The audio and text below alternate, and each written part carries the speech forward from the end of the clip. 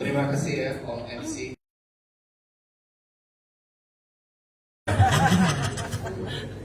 Apa kabar semuanya teman-teman? Selamat datang berkarya. Yang lain yang katanya tolong diam aja ya.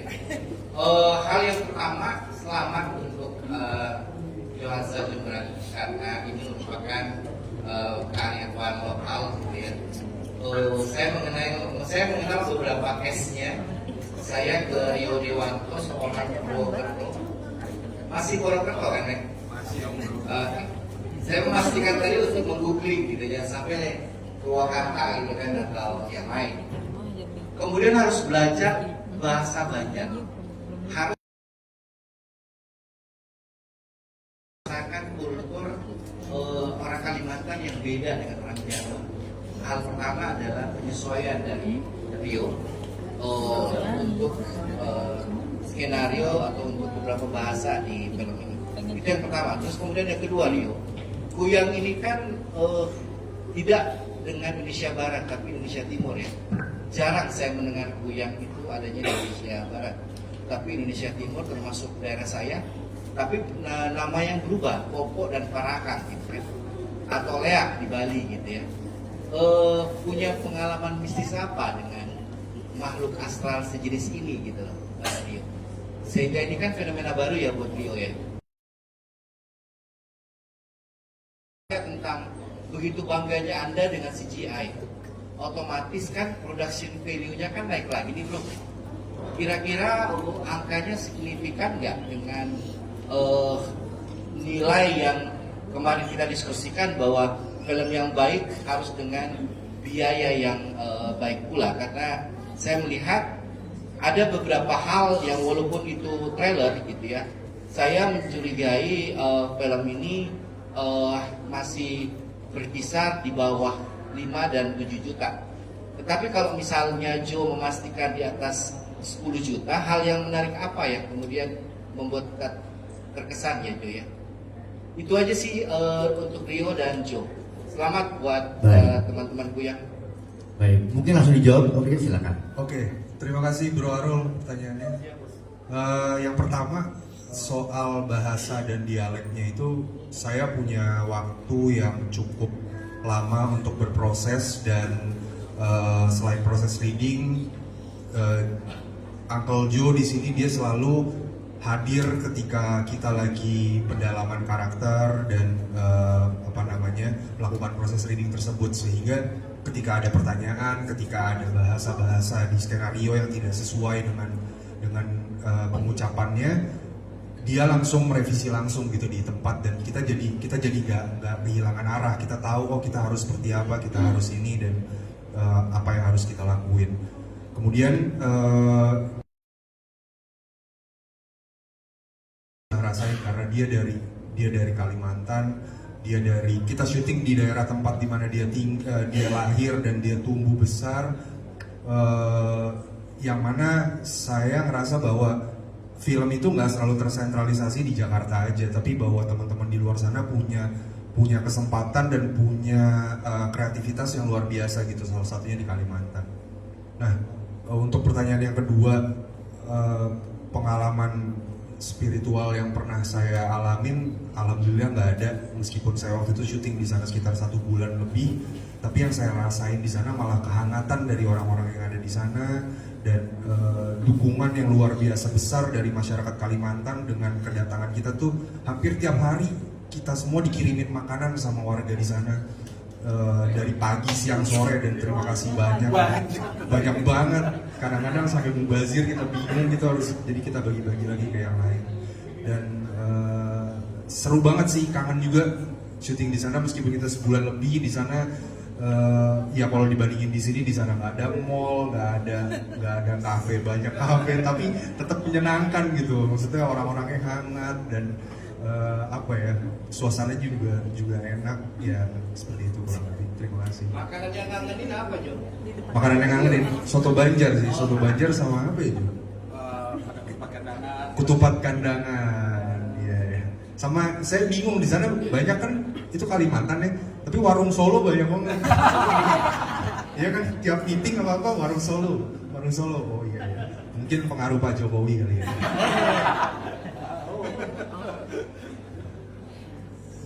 Oke, cukup, dan pertanyaan buat Pak Jun langsung bisa dijawab, silakan. Yang jelas di produksi kuyang kita nggak main-main gitu. Aku tidak berbicara angka banyak, yang jelas ini produksi berkali-kali lipat dari Saranjana. Waktu pun berkali-kali lipat gitu. Bayar ongkir juga berkali lipat ya. Enggak. Ya intinya dari segi pemain, dari segi kualitas produksi, kita juga pakai kameranya juga nggak main-main, kita pakai Alexa 35 dan kita bawa, kalau nggak salah itu ya, bawa 1,5 ton ya peralatan khusus kamera doang, dan itu diterbangkan dari Jakarta ke Kalimantan karena jujur saking susahnya sampai kita ekspor kamera 2 gitu ke Kalimantan, lampu dan sebagainya. Pokoknya kita bertonton barang kita ekspor dari Jakarta untuk ke Kalimantan karena memang keterbatasan di Kalimantan peralatannya gitu. Bahkan kita harus cari izin ke TPRI kalau salah. Sampai apa Mas Agung itu kalau nggak salah gensetnya kita harus pakai di TNI ya. TNI. Saking keterbatasannya di Kalimantan. Nah itu dia maksud saya, kita yang berada di Jakarta mungkin dengan gampangnya mendapatkan sesuatu, tapi buat teman-teman yang di Kalimantan itu harus bayar mahal untuk hal-hal itu gitu. Tapi yang paling saya tidak main-main di film ini adalah semua set itu hampir 50-60% kita bangun. Rumah tadi, rumah yang dipakai kita bangun. Terus di dalam studio kita bangun lagi rumah untuk mendapatkan adegan-adegan yang memang saya pengen di kamera itu ciamik gitu. Dan alhamdulillah ketika kami tayang di Jam kemarin, dan itu adalah penonton pemerhati film semua, pecinta film lah orang di Jam itu. Bukan mereka itu bayar ya, gratis gitu. Alhamdulillah kami dapat positif, terutama dari segi pengadeganan, dari segi para pemain yang ternyata katanya sangat banjar banget gitu. Dan terutama dari CGI tadi juga dapat pujian dari kritikus film-film, dan kami sampai detik ini merasa bahwa kerja keras kami dengan ketika menonton film ini mungkin kalian akan lihat gitu. Kalau angka saya nggak berani bilang bahwa ini, yang jelas ini berkali-kali lipat dari film Saranjana sebelumnya. Baik, tepuk tangan dulu. Baik. Pertanyaan selanjutnya, sebelah sini boleh ganti, sebelah kanan boleh, maksudnya. Ya, terima kasih. Assalamualaikum warahmatullahi wabarakatuh. Saya Ipa, pensiunan guru yang sekarang aktif di dunia seni dan nulis. Pertanyaannya mungkin sederhana ya. Apa ada ritual khusus nggak sebelum film ini dilaksanakan atau sebelum syuting film ini? Bisa ceritakan sedikit. Untuk Pak, pertanyaannya? Ya untuk Pak Jo dan mungkin teman-teman yang lain juga biasanya kan suka ada ritual pribadi ya, apalagi yang jadi kuyangnya gitu. Ya, terima kasih. Silakan yang mau jawab Pak Jo. Mungkin karena saya kamsi kali di sana. Jadi aman-aman baik ya gitu. Jadi sebenarnya ya kita membuat film horor bukan berarti kita melaksanakan adegan horor sih sebenarnya gitu loh. Kita bikin horor benar-benar bikin untuk hiburan, benar-benar kami ingin berkarya, mungkin kayak Ibu Seni juga sama gitu. Kita memang berkarya. Jadi kita di film ini semuanya nggak ada ritual sesat ya. Jadi nggak ada, semua pemain ini benar-benar Bismillahirrahmanirrahim, kita berdoa kepada dengan agama masing-masing, Iya. kita menjalankan, terus yang pasti kita menghormati lokasi kita berpijak, lokasi kita berada, dan itu memang maksudnya ya kita hormatin gitu. Jadi nggak ada ritual khusus sebenarnya. Istilah kata hanya izin ya pasti ya, itu kan ada izin secara pemerintah, ada juga izin secara warga gitu. Jadi karena itu didukung juga, sehingga efeknya apa? Ya kita dapat makanan terus ya bu tiap hari ya. Pokoknya makanan itu nggak henti-henti dari hari Daiwan sampai akhir. Itu mending kalau makanannya cuma dikasih cuma 1, 2 buat Rio gitu. Enggak, dikasihnya semua kru. Dikasihnya itu bisa, misalnya anggap lagi nih ya, dikasih sate-satean itu bisa sampai 100 tusuk. Nasi bakar itu sampai 70. Kenyang. Benar, itu luar biasa. Saya terima kasih banget sama warga Kalimantan yang bikin kita gemuk selama di sana ya. Baik, sepertinya Mama Ibu terinspirasi dari sesajen itu ya Bu ya. Sepertinya saya bayangkan gitu. Ya.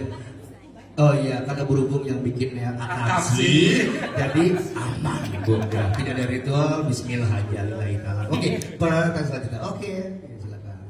Ya, Abang Joni Iskandar, silakan. Nah, bukan ya, kopinya doang. Silakan. Oke, terima kasih untuk kesempatannya. Nama saya Topan dari Media Histori Kapilo. Aku ingin bertanya dua pertanyaan. Yang pertama, untuk Kak Hasman, Kak Oci, dan Kak Intan, scene paling berkesan diutarakan dalam satu kata saja supaya nggak spoiler. Yang kedua, DHF ya. Apakah ada pressure? Apakah ada pressure untuk memainkan film dari yang ini, dan tantangannya apa menjadi ibu Hajah Saidah ini? Terima kasih. Baik, oke, silakan yang mau jawab dulu siapa? Mas silakan. Oke, apa yang berkesan di dalam film ini dari saya itu nggak spill ya, tapi saya mau ngomong waktu syuting itu saya kecebur dalam sungai. Kecebur. Ya, kecebur. Oke. Dan dia nggak bisa berenang. Ya, dan nggak bisa berenang. Dalam banget. Dan saya nggak khawatir nyawa saya ya. Tapi alatnya kan kita tahu, kita ekspornya dari luar dari Jogja ya, dari Jakarta ke sana. Jadi kita tahu barang-barang di sana itu susah mau dapat. Jadi soal nyawa itu ya masih sayang sih nyawa saya. Oh iya, oh saya pikir begitu. Cuman kita takut itu ya, Iya. barang-barang itu aja. Ya. Jadi kecebur lah. Kecebur. Oke. Ya, kecebur. Dan Asman kan orang Malaysia sebenarnya. Ya, Iya. dan itu sebenarnya susah kalau saya sendiri, kalau mungkin dari orang Indonesia juga tahu bahasa Banjar itu memang bahasa yang susah ya kalau kita mau ngomong. Ada yang bilang bahasa Banjar itu sama persis kayak di Malaysia. Sebenarnya enggak. Jadi bahasa Banjar itu emang saya belajar langsung dari peran-peran dari orang lokal Banjar kayak Aci Limas sama sutradara juga, karena dia waktu dikasih skripnya itu emang skripnya harus campur bahasa Jakarta ke nasional ke bahasa Banjar. Tapi saya minta ke sutradara, bisa nggak kalau kita ganti bahasanya itu full bahasa Banjar buat saya. Jadi sekarang itu satu tantangan yang saya mau gitu.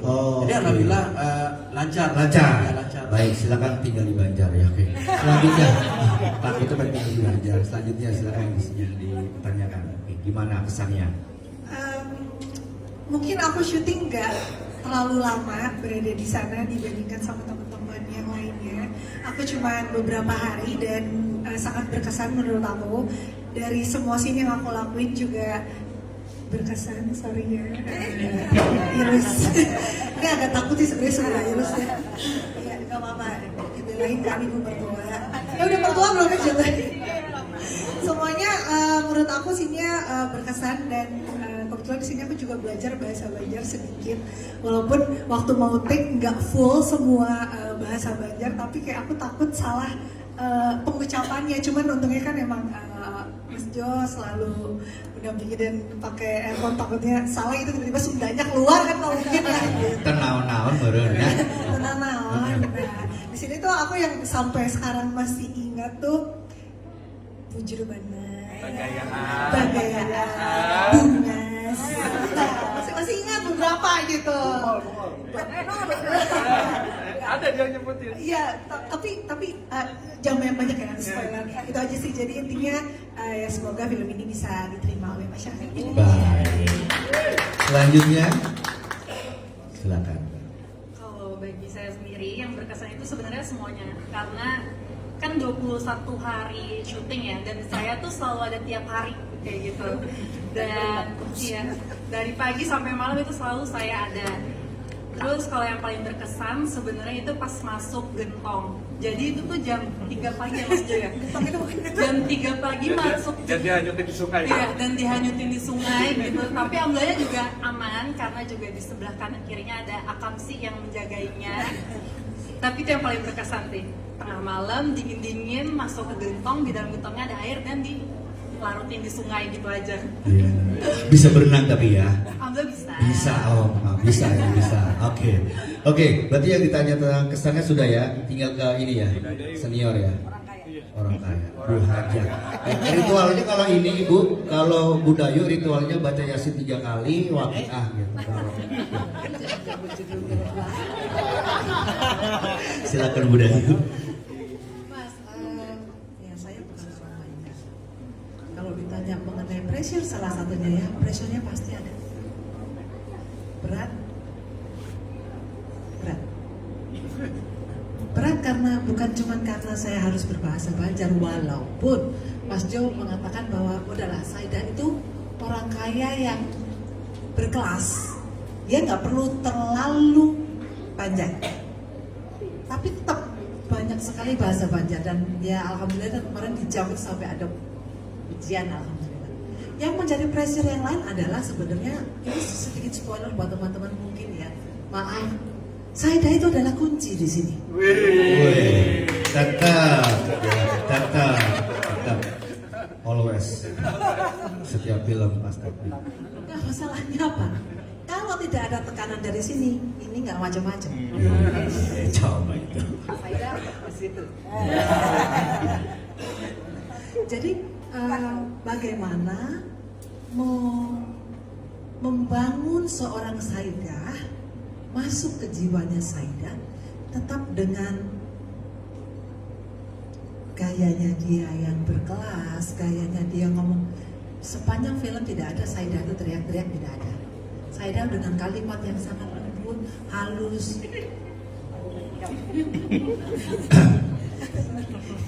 Ada yang kesel ya. Tapi menyelekit banget, nah itulah.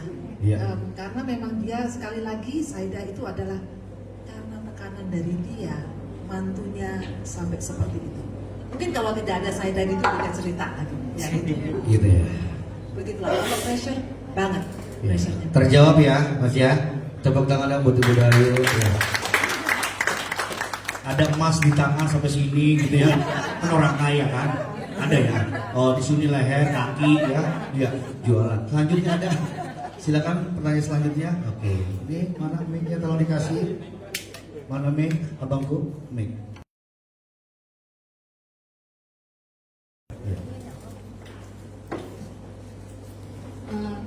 Nama saya Nesya Habibah dari media Jurnal Cakrawala. Saya mau nanya ke Kak Putri, bagaimana sih rasanya berakting dengan Karyo Dewanto? Terus yang kedua untuk Karyo, ada nggak sih teknik khusus dalam memerankan tokoh karakter di filmku yang ini? Terus kedua untuk Karyo lagi, bagaimana reaksinya pertama kali saat ditawarkan dalam filmku yang ini menjadi tokoh utama? Ya, itu aja. Terima kasih. Silakan langsung jawab boleh.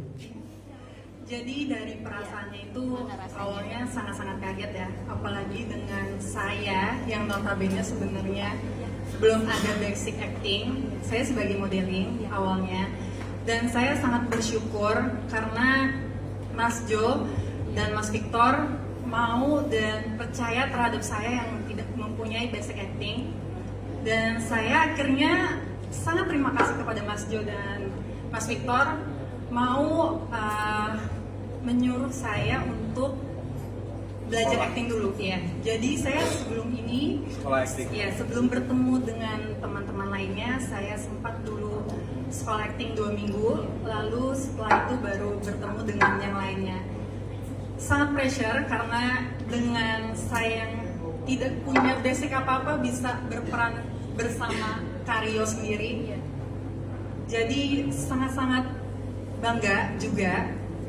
Selain bangga juga takut, karena awalnya juga takut ya kan berperan sebagai dengan Karyo gitu kan, siapa yang nggak takut gitu. Tapi alhamdulillahnya Karyo tuh sangat membantu terhadap saya gitu, yang masih baru ini. Jadi makasih Karyo. Bagi honornya ya. Ya, sangat terkesan ya, Kak, ya. Bercandanya tegak ya. Iya. Ya, terjawab ya Bu ya. Oke. Cukup. Sekarang ke Karya. Lebih berasa ngayomin adik ya pas syuting ya. Ya mungkin menambahkan dari Putri, tapi Putri ini luar biasa. Hebat, dia bagus. Maksudnya untuk ini film pertama ya Putri. Dia untuk film pertama menurut saya dia punya potensi yang luar biasa gitu, dan bukan hanya Putri aja tapi teman-teman dari Kalimantan tuh memorable banget gitu buat saya. Mereka ternyata banyak pemain-pemain di sana yang punya kualitas dan metode acting yang luar biasa. Kayak ada Bayu Bastari, dia juga di sana ngajar acting juga. Terus kemudian ada Ipul Hari dan teman-teman konten kreator dari sana yang punya followers ternyata jutaan, yang mungkin kita di Jakarta ini nggak terlalu mendengar mereka karena mereka pakai bahasa lokal sana, tapi di iya kan? Oke, lanjut pertanyaannya tadi. Kalau ritual khusus sebenarnya nggak ada, cuman biasanya ketika saya melakukan sebuah peran yang berjarak, secara karakternya berjarak dengan kehidupan saya yang asli, saya mencoba untuk mendekatkan aja dengan masyarakat sekitar. Jadi ketika saya lagi nggak ada syuting di sana, hampir setiap hari saya ketemu teman-teman di sana, main tenis bareng sama mereka, terus ya nongkrong, ngobrol-ngobrol supaya tahu keseharian mereka tuh biasanya seperti apa sih, cara mereka berbicara, cara mereka berinteraksi, dan apa aja yang mereka bahas gitu. Dan ya itu sih salah satu mungkin ritual yang saya lakukan gitu. Terus pertanyaannya apa satu lagi? Bagaimana reaksinya? Reaksi pas ditawarin main film Kuyang. Oh, reaksinya? Yes. Wah, senang banget. Senang. Gede ya. Bayarannya gede. Oh, gedenya ke badan ya. Gedenya ke badan ya. Apakah dengan kerja kerasnya? Enggak. Gue senang, maksudnya ngelihat Joe ini, maksudnya dia sebagai putra daerah yang berasal dari negara, dia datang ke Jakarta bener-bener dari anak kosan, dia mencoba dia mencoba untuk membawa daerahnya dia untuk bisa disaksikan sama teman-teman, dan dia udah membuktikan itu dengan film Saranjana, dan menurut saya itu patut diapresiasi sih. Tepuk tangan dong, boleh. Terjawab Ibu? Ya, mungkin nambahin aja ya. Ya. Jadi kalau di kebiasaan di DHM itu, sebelum kami approach pemain itu biasanya script kita kirim dulu ke pemainnya itu. Iya. Dan kita nggak mau gitu, maksudnya si karakter misalnya Om Geo gitu, kalau misalnya nggak suka dengan karakternya, ngapain dia ngambil ini kan. Jadi mereka udah tahu apa yang dilakukan dan jadi orang apa, jadi bagaimana. Nah itu di HM selalu melakukan itu. Biasanya kalau kita mau produksi film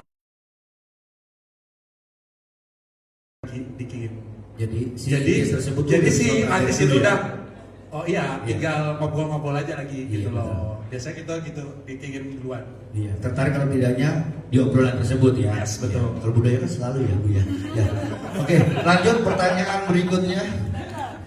Tetap budaya. Mana? Oh ya, di sini. Mikrofon sebelah kanan. Yang nanya nanti dapat minyak kuyang loh. Dapat minyak kuyang. Minyak musik ya. Silakan Ibu. Halo, saya Syana dari pejuangantoran.com. Saya mau tanya sama Mas Jo. Ini kan tentang Kalimantan gitu. Apakah memang sekarang soalnya banyak film-film yang pulau sentris gitu di Indonesia, jadi kayak yang Jawa juga perlu di Jawa Tengah, dan ini apakah memang juga akan menjurus ke Kalimantan, karena Kalimantan kan pulaunya juga besar dan penduduknya juga banyak gitu, untuk mencapai angka yang sekarang sedang dikejar di setiap box office gitu di Indonesia. Karena di Jawa itu kan saya melihatnya sudah terlalu banyak gitu, dan ini kan sangat ke daerah saya bilang saya kuat banget gitu. Itu pertanyaan saya, maksudnya apakah memang atau ketika juga bisa ke Indonesia, ke seluruh pulau di Indonesia.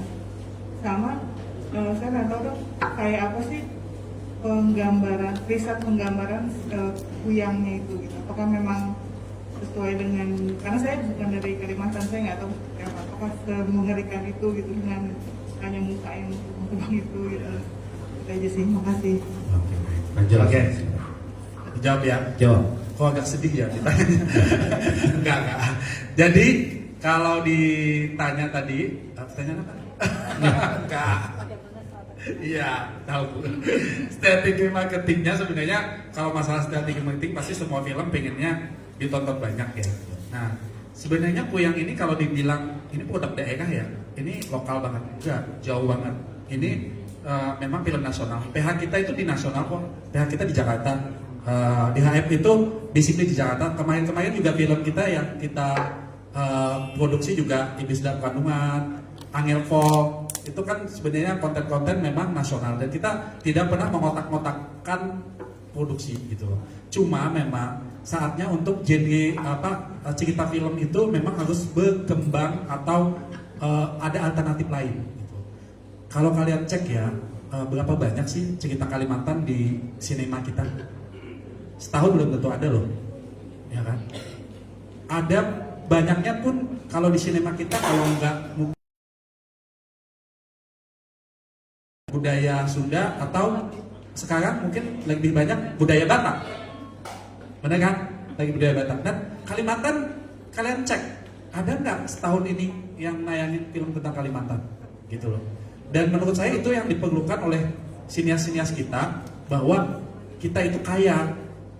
Jadi kita harus bisa membagikan ini secara, kalau pengen ditonton ya pasti kita pengennya ditonton semua orang. Mau di Jawa, mau di Jakarta, mau di Papua, atau di Medan, atau dimanapun. Kita pengen Kuyang ini ditonton nasional. Karena saya yakin dari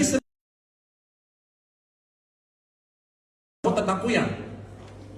Artinya saya membuat cerita Kuyang ini bukan berarti hanya untuk ditonton orang Kalimantan. Karena saya yakin Kuyang ini juga sangat terkenal. Salah satu urban legend yang terkenal. Nah, dengan kalian nonton Kuyang ini, sebenarnya kalian akan tahu bahwa ini originalnya Kuyang kayak gini. Bukan yang penceritaan film sebelumnya.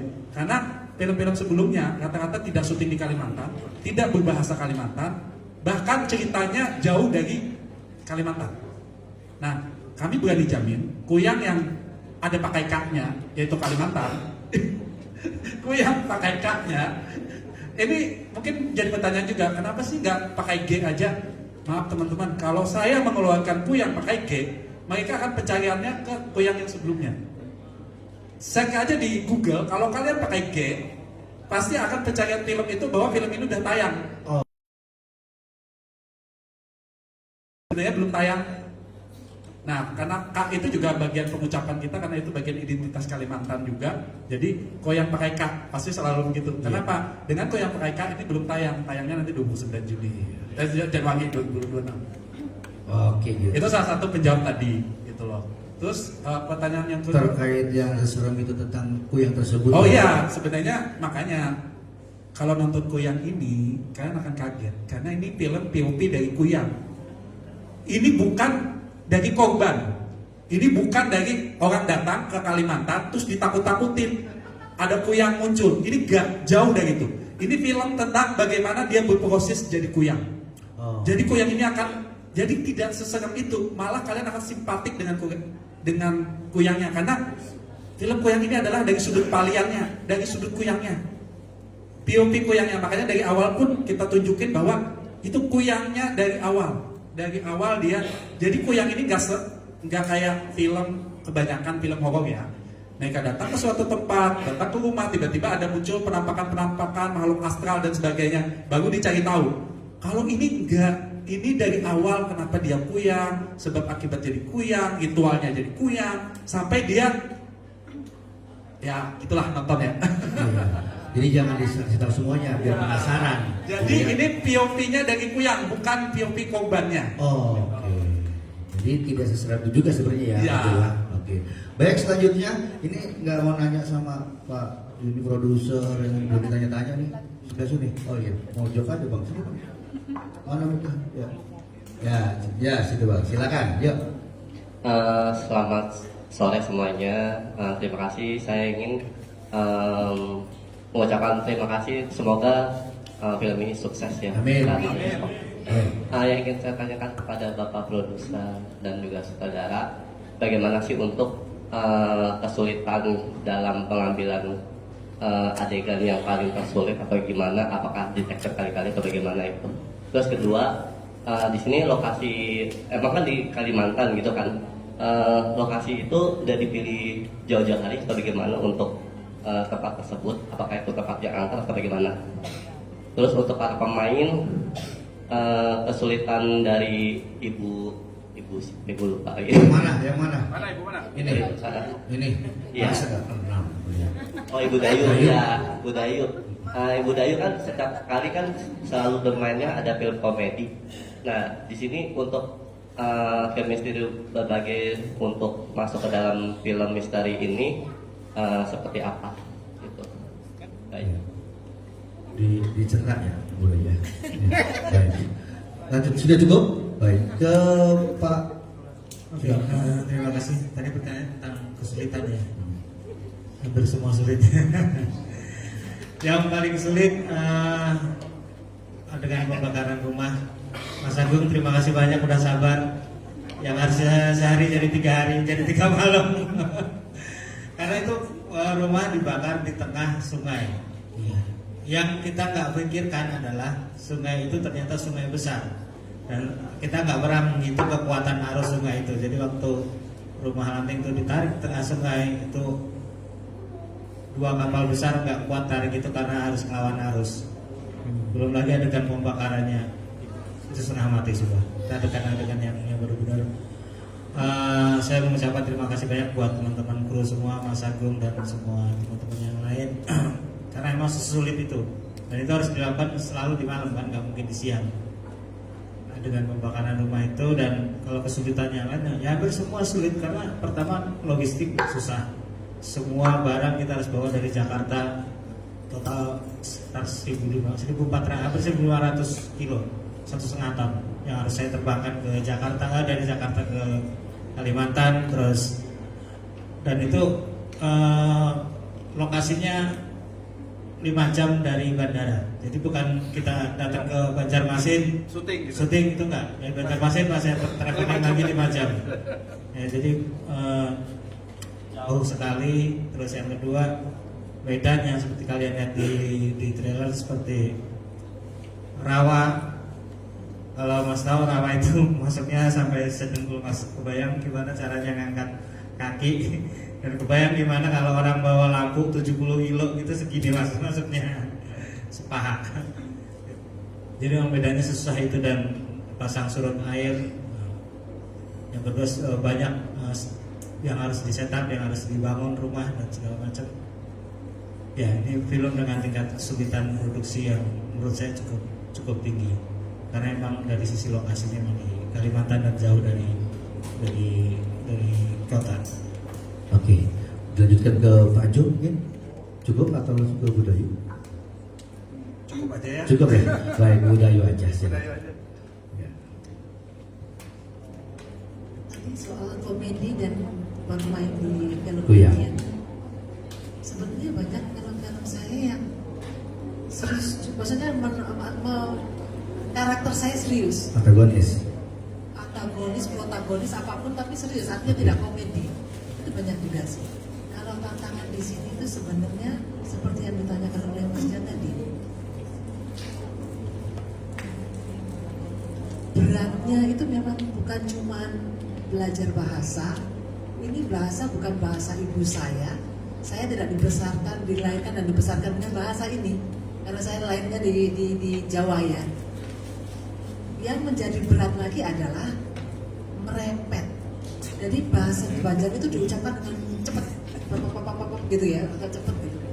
Itu yang cukup berat sih, berat itu aja. Kalau udah terjawab atau masih ada inginannya? sudah terjawab. Boleh, serius. Oke, kalau enggak ngobrol berdua aja dulu. Ya, tempatnya pengen puas ya kan. Oke, ada pertanyaan lagi yang lainnya. Oke, mudah-mudahan tadi disampaikan Pak Produser kita dengan kesulitan yang luar biasa ya, pokoknya effort yang luar biasa, dan kita berharap tentunya hasil dari film ini juga mendapatkan apresiasi yang luar biasa dari masyarakat semuanya, tepuk tangan semuanya. Oke, selanjutnya ada yang mau tanya? Oh, baik, sebelahnya ya, silakan. Satu lagi aja kali. Satu lagi, oke, ini pertanyaan terakhir. Oke, silakan. Selamat siang semuanya. Siang. Saya Gadisa Salsadila, saya influencer. Saya mau nanya ke Pak Jo, bagaimana, apakah kuyang di real life itu ada atau? Oh, di kenyataan, dunia nyata. Iya. Oh, live. Dan satu lagi, yang selama ini itu yang paling susah ini yang film ini kuyang atau ada lagi di medannya gitu? Udah. Pak Jo, mau nggak mau jawab Akam sih. Ya. Oke, kalau kuyang itu sebenarnya kalau di Kalimantan masih percaya keberadaan kuyang ya. Dan kuyang ini bukan hantu ya. Makanya kalian kalau nanti nonton film ini, kita akan menjelaskan karena banyak banget di luar dari Kalimantan yang mengira bahwa kuyang itu hantu. Kuyang itu adalah manusia, terus mengkaji ilmu, terus akhirnya dia menjadi kuyang. Jadi kuyang itu berbentuk manusia. Mungkin kalau dalam istilahnya itu kayak babi ngepet gitu. Ada orang jadi babi gitu, jadi ngepet gitu. Atau kayak mungkin kalau di luar negeri itu jadi manusia serigala, ya kan? Nah ini kebetulan jadi kuyang, dia lepasin diri. Dan kuyang ini sebenarnya ceritanya itu tidak hanya di Kalimantan loh. Malaysia ada penanggal. Di Thailand itu ada namanya Kerusui gitu. Terus di di Makassar Pakang. Terus kalau ditanya Indonesia bagian barat memang nggak ada Palasik. Jadi kuyang ini sebenarnya sangat di masyarakat kita itu sangat udah dekat sebenarnya gitu. Jadi dan kalau di Kalimantan bahkan nih Budayo nih saksi mantannya pas kita syuting katanya ada penampakan kuyang ya. Ya, Mungkin boleh diceritakan Budayo Nah, sebagai saksi silakan mata. Budayo. Jadi itu adalah lokasi kita yang terakhir dari rangkaian lokasi. Oh bukan sih, sebelum ke Banjarmasin itu di Muning. Jadi ada satu warung gitu ya, ibu-ibu tuh bilang, oh kemarin melihat kuyang loh, melihat kuyang. Saya bilang, memang benar bu, dan dia dengan bahasanya dia bilang kuyang itu terbang dan kelihatan sekali jelas tidak, tapi mereka sudah mungkin terbiasa atau gimana, bilang ada kuyang, lihat itu di bangku tuh jam berapa bu? Ya sekitar malam lah. Jam sekian dia bilang. Saya pikir ya udahlah ya. Saya sama fotografer in-house sama adik sama adik pindah tempat. Kalau pasti di lokasi sekitaran lokasi tapi pindah tempat. Ada seorang bapak-bapak dia menceritakan yang sama. Jadi pikiran saya adalah bapak ini dan ibu itu bercerita di lokasi yang berbeda dengan jam yang berbeda, nggak mungkin kompakan. Jadi bahwa dia cerita, wah kemarin itu malam saya sampai kaget bapak gimana. Jadi saya pikir sama fotografer, saya pikir, beneran kali ya ini, memang beneran ya begitu. Jadi kepercayaan kuyang ini memang sangat kental di sana. Benar atau tidak, saya dan mungkin pemain-pemain yang lain memang nggak pernah lihat itu ya. Ingin sih. Tapi saya yakin masih lah ada, memang ya ada. Ya udah. Ya, udah dijawab. Terima kasih Budayo, saya sudah dibantu. Terima kasih, kasih tepuk tangan dong. Tapi ini Pak Jo, selain Pak Jo sebagai MC, Bu Acil juga dari sana juga ya? Iya. Oh ternyata ada dua MC. Nah berarti udah nggak begitu ini dong sama Pak Jo, maksudnya pengalaman dengan di daerah sendiri. Nah ya? ini lebih ini karena dulu kan sebenarnya ingat ya, kuyang ini sebenarnya bagian dari Kuyang Saranjana. Oke. Nah di Saranjana itu ada Rusmiati, ya. Ada Acil Imas, terus ada lagi Oto Ampong yang diperankan oleh Bu Itrima. Ya. Nah itu adalah lain dari Saranjana. Kalau yang kalian pernah nonton Saranjana Kota Gaib, pasti kalian tahu bahwa Rusmiati ini jadi kuyang. Nah itu 7 tahun sebelum Rusmiati jadi kuyang ceritanya ini. Oke. Jadi film Kuyang ini adalah 7 tahun sebelum dia udah jadi kuyang. Oh, seperti itu. Baik, kasih tepuk tangan. Oke, ya bisa ditanya nih Acil Imas ini akamsi banget ya. Akamsi banget kelihatan sih. Coba Acil, silakan boleh kasih sedikit obrolan buat kita kasih tahu. Ya terkait terutama film Kuyang. Kalau tadi kan sudah dirangkum nih, saya terutama kayak si Teteh tadi nanya, ada nggak sih sebenarnya Kuyang itu nyata nggak sih? Nah kalau dari Aceh sendiri selama tinggal dan menjadi orang sana, apa benar ada pemberitaan seperti itu? Oke, terima kasih.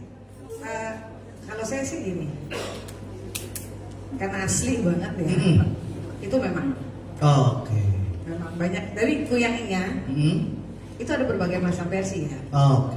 Ada yang pengasih, ada yang mau kaya, Oke. ada yang mau usaha. Lebih ke mohon maaf, lebih ke orang-orang yang memuja sesuatu yang untuk mendapat hal tersebut. Minyak Kuyang tadi. Oke, minyak Kuyang. Minyak Kuyang tadi. Dan itu banyak memang. Karena kalau dia Kuyang ya, pesugihannya dia tanya ke Budayu, kenapa pakai selendang terus kan? Iya. Dia nutupin lehernya. Oh, gatel. Itu. Oh, cupang. Dia sendiri yang ngomong ya, saya keceplosan. Oke. Iya, tandanya gini, kalau dulu saya lagi kecil, dia jadi keluar malam-malam nanti ada Kuyang gitu kan. Meskipun tujuannya bukan anak kecil yang kayak kita, gitu. Dia kan cuma ibu hamil sama bayi gitu kan. Betul. Terus kalau yang kotornya gitu dia yang di kalau dulu kan kalau rumahnya panggung tuh, betul, bawahnya air, nah itu dia di bawah itu, gitu. Yang kotor itu beda lagi versinya. Oke. Bukan pengasih. Tapi pengasih juga tapi versi kotor. Oh, pengasih dia percaya. Gitu dia kalau Kuyang ini setiap kali pasti ditutupin lehernya, kan ada bekas gigitan. Bukan, dia lepasin lehernya itu. Dan itu pertanda. Gitu. Iya, dia pakai ini biar pertanda buat ditutupin. Sekarang kan kita nggak tahu kan orang pakai hijab semua kan ya. Iya. Jadi yang Kuyang yang mana, yang enggak yang mana. Oke. Ya, gitu. Kalau sekarang tuh masih ada juga seperti itu. Kalau sekarang? Masih sih. Masih. Oke, nanti Teteh kalau Kalimantan kalau ada pakai selendang Kuyang berarti. Gitu. Udah gitu. Gitu juga. Sama tuh lagi meriang, kita kan nggak tahu ya. Lagi meriang gatel. Cupang. Oke, baiklah. Terima kasih. Nah, sebelum kita tutup, ini kan kalau tadi Pak Jo, izin Pak Jo, ini saya mau ke Pak Victor. Terakhir mungkin boleh. Kalau tadi saya juga sudah menyimak bahwa film ini ada korelasi dengan Saranjana. Yes, betul. Nah, pertanyaannya adalah apa yang bisa teman-teman harapkan terkait Kuyang sebagai bagian dari Saranjana Universe tersebut? Yang jelas Kuyang ini berkali-kali lipat produksinya kita tingkatkan dari Saranjana sebelumnya. Jadi Saranjana Kota Gaib itu adalah film debut saya. Pertama kali saya mengederik menjadi sutradara. Alhamdulillah mungkin dapat keberuntungan kan kali ya. Dapat 1,2 juta penonton pada saat itu. Nah, dengan proses belajar, saya belajar dari Om Rio, belajar dari Budayu, belajar semuanya. Saya juga belajar tentang teknik-teknik penyutradaraan. Proses belajar saya. Oke. Dan dibantu oleh teman-teman yang luar biasa. Jadi tepuk tangan dong buat teman-teman yang udah suka.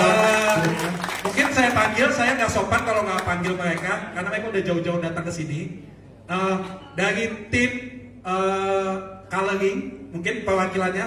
Boleh. Silakan boleh. Karena nggak sopan banget, karena mereka orang-orang di balik layar, gitu loh. Jadi tim coloring kita adalah Pixie, ratusan film bahkan film terkenalnya, mungkin sebutin aja film-filmnya Mas yang pernah diwarnai oleh Pixie dengan Mas ini, mungkin kenal Mas? Kasih. Ya. Oke, Assalamualaikum